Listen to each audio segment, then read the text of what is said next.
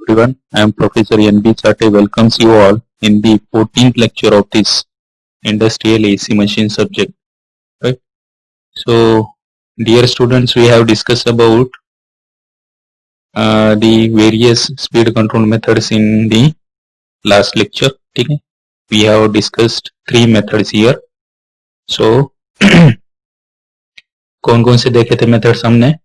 ठीक है, पहला देखा था अपन ने पोल चेंजिंग मेथड. ठीक है, पोल चेंजिंग मेथड, ये पहला मेथड देखा था. इसमें क्या किया था, सिंक्रोनस स्पीड पोल चेंज करके हम सिंक्रोनस स्पीड को क्या करते हैं, चेंज करते हैं. ये फॉर्मूले से अपने को मालूम है, synchronous speed is directly proportional to frequency and it is inversely proportional to number of poles. ठीक है, तो अगर नंबर ऑफ पोल्स अगर चेंज कर दिए हमने तो आपका सिंक्रोनस स्पीड भी क्या हो जाएगा, आपका चेंज हो जाएगा. और अगर सिंक्रोनस स्पीड चेंज हो गया तो एक्चुअल स्पीड भी आपका क्या हो जाएगा, चेंज हो जाएगा. कारण त्याचा एक फॉर्म्युला आपल्याला माहित आहे ऍक्च्युअल स्पीडचा, N is equal to 1 minus S into N S. ठीक आहे, ब्रॅकेटमध्ये 1 minus S into N S हा फॉर्म्युला आपण ऍक्च्युअल स्पीडचा ऑलरेडी डिराईव्ह केलेला आहे. ठीक आहे, त्यावरून आपण असं सांगू शकतो की जर नंबर ऑफ पोल जर आपण इंडक्शन मोटरची चेंज केले तर सिंक्रोनस स्पीड चेंज होईल, आणि सिंक्रोनस स्पीड जर चेंज झाली तर ऑटोमॅटिकली आपली मोटरची स्पीड म्हणजेच आपल्या रोटरची स्पीड चेंज होईल. तर ही आहे आपली पोल चेंजिंग मेथड. ठीक है, इसका एक्सप्लेनेशन ऑलरेडी हमने लास्ट क्लास में देखा है. दूसरा देखा था अपन ने by varying the applied voltage, that is stator voltage control method. So in that we know that from the torque equation we know that torque is proportional to S into E2 square, but we know that E2 is proportional to E1 and E1 is proportional to V. So that's why we can write it as E2 is proportional to V. उस equation से हम क्या बता सकते हैं कि torque is directly proportional to square of the voltage. ठीक आहे, स्क्वेअर ऑफ दी व्होल्टेज. ठीक आहे, आणि त्यामुळं जर तिथलं स्टेटर व्होल्टेज जर चेंज झालं तर मोटरचा टॉर्क सुद्धा काय होणार आहे, आपला चेंज होणार आहे. आणि टॉर्क चेंज झाला म्हणजेच आपल्याला काय करता आली, तिथं मोटरची स्पीड कंट्रोल करता आली. ठीक आहे, म्हणजे जेवढी आपण समजा स्टेटर व्होल्टेज जर कमी दिलं, ठीक आहे, तर ऑटोमॅटिकली टॉर्क सुद्धा काय होईल, आपला कमी प्रोड्यूस होईल. ठीक आहे, त्यासाठी आपण effect of stator voltage on the torque slip characteristic हा पॉइंट पाहिला होता. ठीक आहे, त्यामध्ये आपण सुरुवातीला माहित आहे आपण टॉर्क स्लिप कॅरेक्टरिस्टिक दाखवली होती. त्यामध्ये आपण सुरुवातीला 100% जर स्टेटर व्होल्टेज दिलं तर आपल्याला टॉर्क तिथं मॅक्झिमम मिळणार, आणि सपोज आपण जर 50% जर स्टेटर व्होल्टेज दिलं तर टॉर्क आपला काय होणार आहे, कमी होणार आहे. त्यामुळे स्टेटर व्होल्टेज वरती आपला टॉर्क डिपेंड है. क्लियर है. और हम इसमें एक दूसरा एक पॉइंट आपको ध्यान में रखने की जरूरत है कि जो हमने स्टेटर रेजिस्टेंस स्टार्टर देखा था वो उससे भी हम यहाँ पे स्पीड कंट्रोल करते हैं. तो यहाँ पे दूसरा पॉइंट दिया था कि 3 resistances are inserted in series with the stator winding of the motor, and the value of these resistances is varied by a common handle so that equal resistances come in the stator circuit. ठीक है, तो resistance की value 3 resistances क्या करने हैं अपने को, stator winding जो है इंडक्शन मोटर के उसके सीरीज में कनेक्ट करने हैं, और वो तीनों रेजिस्टेंसेस की वैल्यू अपन एक कॉमन हैंडल यूज करके उसको वैरी कर सकते हैं. ऑटोमेटिकली रेजिस्टेंस वैरी हो गया सर्किट में का, स्टेटर सर्किट में का, तो आपका सप्लाई वोल्टेज भी क्या होता है, चेंज होता है. ये पॉइंट हमने देखा है ऑलरेडी. ठीक, तो ये है आपकी second method, stator voltage control method. और थर्ड मेथड देखे थे अपन ने by varying the applied frequency, that means it is also called as frequency control method. So we know that synchronous speed का formula NS is equal to 120 f/p. From this formula we can say that synchronous speed is directly proportional to frequency and inversely proportional to number of poles. ठीक है, तो synchronous speed अगर change करना है तो आपको क्या करनी होगी, वहां की फ्रीक्वेंसी चेंज करनी होगी. ठीक है, सो if the speed of the motor is will increase if the frequency is increases. Frequency अगर इंक्रीज हो गई तो आपकी सिंक्रोनस स्पीड भी क्या हो जाएगी, इंक्रीज हो जाएगी. एंड इसके वाइस वर्सा, अगर फ्रीक्वेंसी डिक्रीज हो जाएगी तब आपकी सिंक्रोनस स्पीड भी डिक्रीज हो जाएगी. ठीक है. So in this way we can easily control the speed by varying the frequency.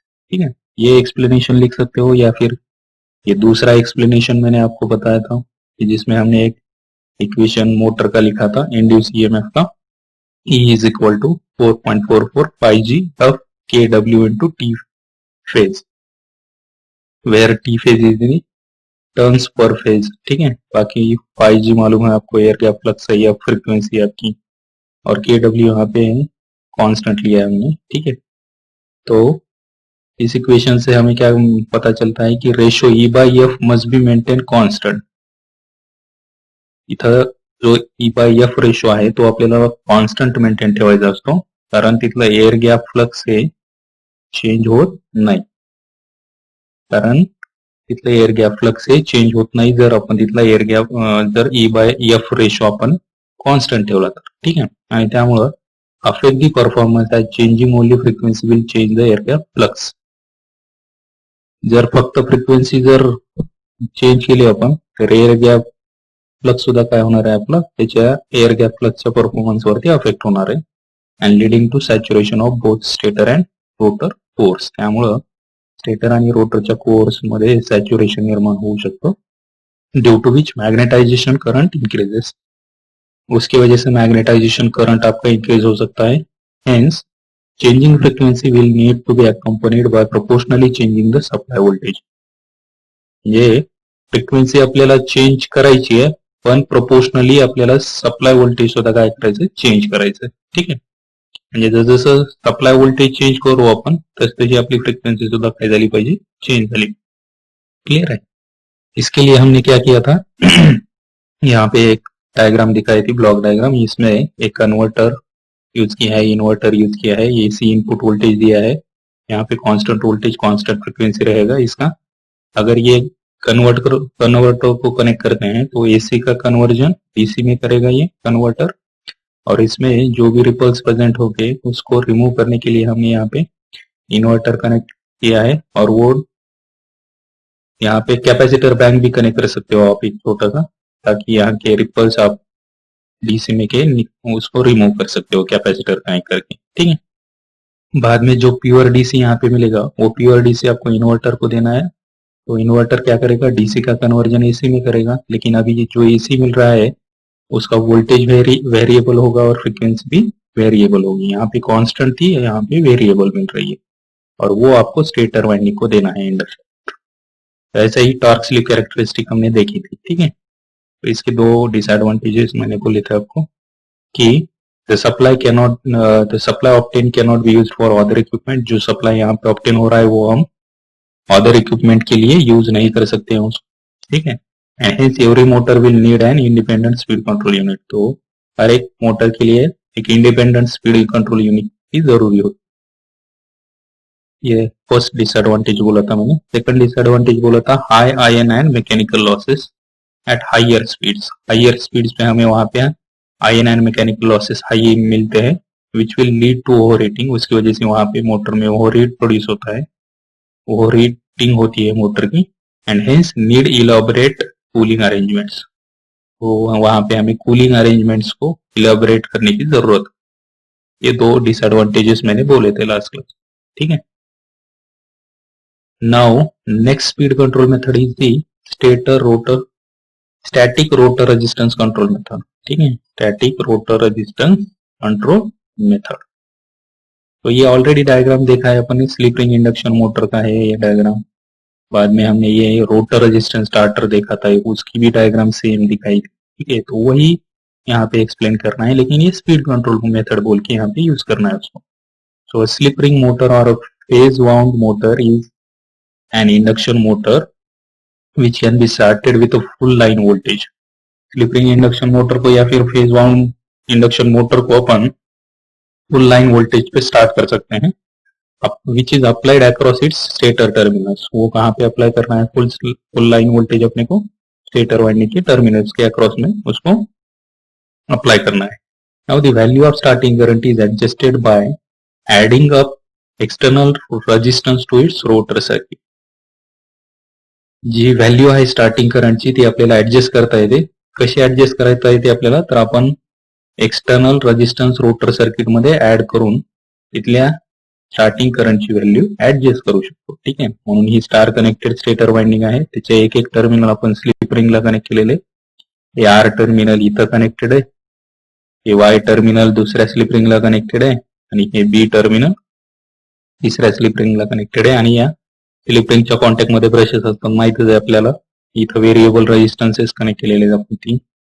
ठीक आहे, ही डायग्राम आपल्याला सगळ्यांनाच पाठ झालेली आहे आता. ठीक आहे, त्यामुळे हेच एक्सप्लेनेशन लिहायचं. आता याच्यामध्ये पॉइंट्स पहा कुठले लिहायचे एक्सप्लेनेशन मध्ये. So in this method star connected external resistances of continuous rating are connected in the rotor circuit. ये मेथड में हमें स्टार कनेक्टेड एक्सटर्नल रेजिस्टेंसेस को क्या करना है, रोटर सर्किट में कनेक्ट करना है. ठीक है, ये स्टार में कनेक्टेड है. देखो ये तीनों रेजिस्टेंसेस के एक एक पॉइंट हमने यहाँ पे एक कॉमन पॉइंट पे कनेक्ट किए हैं. ये पॉइंट यहाँ पे कनेक्टेड है, ये पॉइंट यहाँ पे कनेक्टेड है और ये पॉइंट भी यहाँ पे कनेक्टेड है. तो ये आपका स्टार पॉइंट बन जाएगा. ठीक है, तो ये स्टार कनेक्टेड एक्सटर्नल रेजिस्टेंस को अपने को रोटर सर्किट में कनेक्ट करना है. ठीक है, दूसरा पॉइंट दिला है, the speed of the motor increases with the decrease of resistance in the rotor circuit. मोटरची स्पीड आपली इन्क्रीज होते जेव्हा तिथला रोटर रेजिस्टन्स काय होतो, आपला डिक्रीज होतो. ठीक आहे, रोटर रेजिस्टन्स डिक्रीज झाला की मोटरची स्पीड काय होणार आहे, आपली इन्क्रीज होणार आहे. Then the change in speed is approximately inversely proportional to external resistance connected in the rotor circuit. जी चेंज होते स्पीड मध्ये, जो चेंज होतोय स्पीड मध्ये तो अप्रॉक्सिमेटली इनवर्सली प्रोपोर्शनल असतो तिथल्या एक्सटर्नल रेजिस्टन्सला जो आपण रोटर सर्किट मध्ये कनेक्ट केलेला आहे. ठीक है, जो चेंज होतोय स्पीड में, जो चेंज हो रहा है स्पीड में, वो अप्रोक्सीमेटली इनवर्सली प्रोपोर्शनल होता है वहां के एक्सटर्नल रेजिस्टेंस को जो कि हमने रोटर सर्किट में उसको कनेक्ट किया है. ठीक है, then next point, this method of speed control is applied where small variation of speed is required. जी मेथड आहे, ही जी स्पीड कंट्रोल मेथड आहे ती आपण कुठं अप्लाय करू शकतो की जिथं स्मॉल व्हेरिएशन गरजेचं स्पीडचं, अशा ठिकाणी आपण ही स्पीड कंट्रोल मेथड यूज करतोय. And the power wastage is not having great importance. आणि याच्यामध्ये पॉवर जी वेस्ट होती है त्याच्यासाठी जास्त काही इम्पॉर्टन्स दिलेलं नाही. तो ये आपको पॉइंट 6 के एक्सप्लेनेशन में लिखने हैं by rotor resistance control method में या रोटर रेजिस्टेंस कंट्रोल में. ठीक है, समझ में आया. तो ये है आपकी फोर्थ स्पीड कंट्रोल मेथड. आप ये डायग्राम निकाल सकते हो. ठीक है, आपको जो इजी लगे डायग्राम, एक तो पहली वाली ये भी निकाल सकते हो आप एग्जाम में डायग्राम, रोटर रेजिस्टेंस स्टार्टर के लिए या फिर रोटर रेजिस्टेंस कंट्रोल के लिए, या फिर आपको ये भी डायग्राम निकालने आएगी डायग्राम मेन एग्जाम. तो यहाँ पे 3 फेज सप्लाई है, L1 L2 L3 तीन लाइन है यहाँ पे. यहाँ पे आपका मेन स्विच रहेगा. ठीक है, ये आपकी मोटर है, यहाँ पे स्लिप रिंग्स दिखाया है और ये आपका रोटर रेजिस्टेंस यहाँ पे दिखाया है. ठीक है, ऐसे भी डायग्राम आप निकाल सकते हो एग्जाम, आपको जो इजी लगे वो निकाल सकते हो. ठीक है, और आपका पांचवा जो मेथड है वो है by voltage frequency control method, यानी उसको V/F मेथड नाम दिया है. ठीक है, सो if the ratio of voltage to frequency is kept constant then the flux remains constant. जर तिथला व्होल्टेज टू फ्रिक्वेन्सी जर रेशो आपण कॉन्स्टंट ठेवला तर तिथला आपला फ्लक्स सुद्धा काय राहतं, कॉन्स्टंट राहतं. ठीक है, अगर हमने वोल्टेज टू फ्रिक्वेंसी रेशो अगर कांस्टेंट रखा तो आपका फ्लक्स भी क्या रहेगा, वहां का कांस्टेंट रहेगा. So that the maximum torque which is independent of frequency can be maintain approximately constant.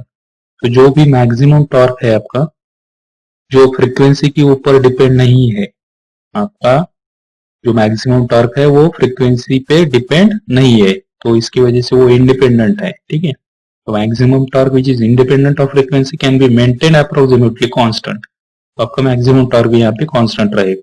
अगर आपका फ्लक्स कांस्टेंट है तो आपका मैक्सिमम टॉर्क भी कांस्टेंट रहेगा. लेकिन फ्लक्स कब कांस्टेंट होता है, जब हम voltage to frequency ratio constant रखते हैं तब. ठीक है.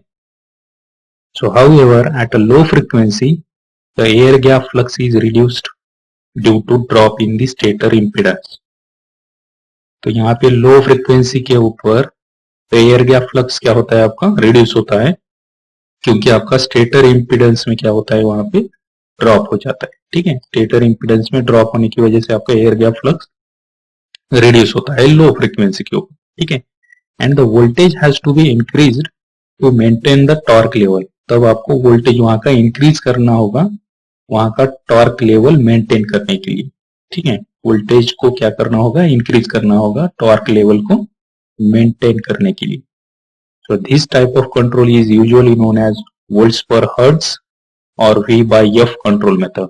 तो ये मेथड को हम V by F control method बोलते हैं. ठीक है, so a simple circuit arrangement for obtaining the variable voltage and frequency is shown in the below figure. यहाँ पे एक सिंपल सर्किट अरेंजमेंट दिया है, हमें variable frequency and variable voltage and frequency को ऑब्टेन करने के लिए यहाँ पे एक सिंपल सर्किट दिया है. ये सर्किट आप निकाल सकते हो मेन एग्जाम में. ये आपका 3 फेज एसी सप्लाई रहेगा, ये स्विच रहेगा आपका, ये जो है ये रेक्टिफायर कनेक्टेड है, यहाँ पे डायोड दिख रहा है आपको एक कनेक्ट किया हुआ, ये रेक्टिफायर यूनिट रहेगा आपका. ठीक है, यहाँ पे एक कैपेसिटर कनेक्ट किया है, ये इंडक्टर रहेगा आपका, यहाँ पे इन्वर्टर कनेक्ट किया है. और ठीक है, इन्वर्टर से जो भी हमें यहाँ पे सप्लाई मिलेगा वो किसको देना है, 3 फेज इंडक्शन मोटर की स्टेटर वाइंडिंग. आपको मालूम होना चाहिए यहाँ पे 3 फेज सप्लाई देने के बाद यहाँ पे स्विच अगर ये क्लोज हो गया तो सप्लाई यहाँ पे आएगा रेक्टिफायर में, तो एसी को ये डीसी में कन्वर्ट करेगा रेक्टिफायर. क्लियर है, जो डीसी यहाँ पे आएगा आपको आउटपुट में उसमें कुछ रिपल्स प्रेजेंट होंगे, उसको रिमूव करने के लिए यहाँ पे कैपेसिटर कनेक्ट किया है, वो ये कैपेसिटर उस रिपल्स को रिमूव करेगा और उस प्योर डीसी को बाद में ये इन्वर्टर को इनपुट में दिया जाएगा और ये इन्वर्टर क्या करेगा, आपके प्योर डीसी को एसी में कन्वर्ट करेगा. तो एसी हमको किसको देना होगा, 3 फेज स्टेटर वाइंडिंग को देना होगा, 3 फेज इंडक्शन मोटर के स्टेटर वाइंडिंग को देना होगा. ठीक है, ये सिंपल डायग्राम यहाँ पे दिखाई है आपकी वो V by F control method के लिए. क्लियर है, कुछ डाउट इसमें? तो ये आपको 5 ही स्पीड कंट्रोल मेथड आपको ध्यान में रखने हैं, आपको यही पूछते हैं आपके मेन एग्जाम में. ठीक है, ये पहला है पोल चेंजिंग मेथड, दूसरा देखा था हमने स्टेटर वोल्टेज कंट्रोल मेथड, तीसरा देखा है हमने फ्रीक्वेंसी कंट्रोल मेथड, चौथा हमने देखा static rotor resistance control method. ठीक है, that means by rotor rheostatic control method भी बोलते हैं क्योंकि रेजिस्टेंस एक रिहोस्टैट होता है, मालूम है आपको. और लास्ट में voltage bye frequency control method, V by F control method. ठीक है, इसकी ये डायग्राम. तो ये सिंपल आपको 5 speed control method 3 phase induction motor के ध्यान में रखने हैं. क्लियर है, तो ये 5 स्पीड कंट्रोल मेथड में आपको कुछ डाउट है तो आप कभी भी मुझे पूछ सकते हैं. ठीक है, now will see the industrial applications of 3 phase induction motor. कहाँ कहाँ पे यूज होती है induction motor? Induction motors with squirrel cage rotors are the workhorse of the industry. Squirrel cage induction motor जो होती है आपकी वो इंडस्ट्री में वर्क हॉर्स होती है, यानी सबसे ज्यादा यूज होने वाली ये स्क्विरल केज इंडक्शन मोटर होती है इंडस्ट्री में. ठीक है, तो when squirrel cage induction machine is operated directly from the line voltages as an induction motor is operated at a constant speed. जब हम स्क्विरल केज इंडक्शन मोटर को operate करते हैं डायरेक्टली लाइन वोल्टेज से, तब आपका इंडक्शन मोटर कांस्टेंट स्पीड से operate किया जाता है. ठीक है, however in the industry we require to vary the speed of an induction motor. पर हमें मालूम है इंडस्ट्री में क्या करना होता है, इंडक्शन मोटर का स्पीड वहां पे हमें वैरी करना होता है. तो this can be done by induction motor drive. वो इससे करते हैं अपन इंडक्शन मोटर ड्राइव से इंडक्शन मोटर का स्पीड अपन इजीली वैरी कर सकते हैं. ठीक है, तो इसके एप्लीकेशंस क्या रहेंगे, फिर फैंस में यूज होता है ये मोटर, कंप्रेसर्स में यूज होता है, पंप्स में यूज होता है, ब्लोअर्स है, मशीन टूल्स है आपकी like lathe machines, drilling machines, lifts है, कन्वेयर बेल्ट्स है. ठीक है, तो ये सारे एप्लीकेशन में आपका 3 फेज इंडक्शन मोटर यूज होता है. क्लियर है? समझ में आया? तो ये 2 मार्क के लिए क्वेश्चन आपको पूछा जा सकता है कि what are the applications of 3 phase induction motor. तो आपको ये एप्लीकेशंस लिखने आनी चाहिए। क्लियर है? So this is about the 3 phase induction motor. ठीक है, so we will stop here. ठीक है, thank you for watching this video again.